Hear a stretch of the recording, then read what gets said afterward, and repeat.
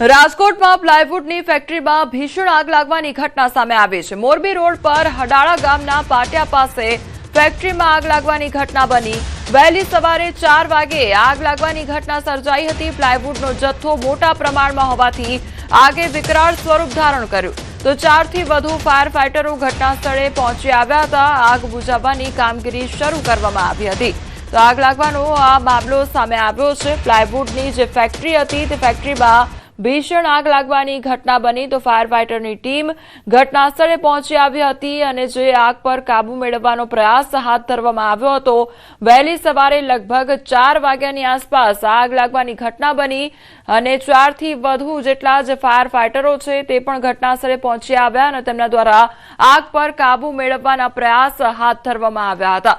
તો પ્લાયવુડની જે ફેક્ટરી હતી તેમાં આગ લાગવાની ઘટના સર્જાઈ હતી તો આગે વિકરાળ સ્વરૂપ ધારણ કરી લીધું હતું। ધુમાડાના ગોટે ગોટા નજરે પડ્યા હતા તો વહેલી સવારે 4 વાગ્યાની આસપાસ આગ લાગવાની ઘટના સર્જાઈ હતી તો અત્યારે આગ પર કાબુ મેળવી લેવામાં આવ્યો છે। ફાયર ફાઇટરની ટીમ ઘટના સ્થળે પહોંચી અને ત્યારબાદ આગ પર કાબુ મેળવાયો છે।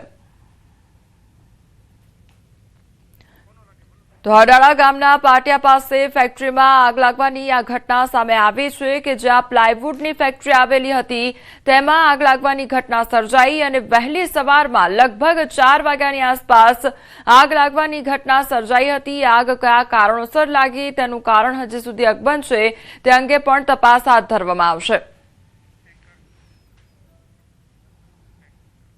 યાત્રાધામ ઓમકારેશ્વરમાં એક મોટી દુર્ઘટના ટળી ગઈ છે। કેવલરામ ઘાટ તરફ જતી એક બોટના એન્જિનમાં અચાનક આગ લાગી ગઈ જેમાં શ્રદ્ધાળુઓનો આબાદ બચાવ થયો છે।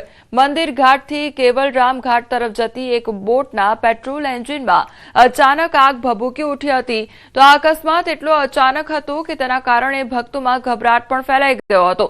પ્રત્યક્ષદર્શીઓના જણાવ્યા અનુસાર લગભગ 6 થી 7 યુવાન શ્રદ્ધાળુઓ સવાર હતા આ બોટમાં તો બોટ ઘાટ પર આવતાની સાથે જ એન્જિનમાં આગ લાગી ગઈ હતી। પરિસ્થિતિને સમજીને શ્રદ્ધાળુ તાત્કાલિક હોડીમાંથી કૂદીને સલામત સ્થળે પહોંચી ગયા।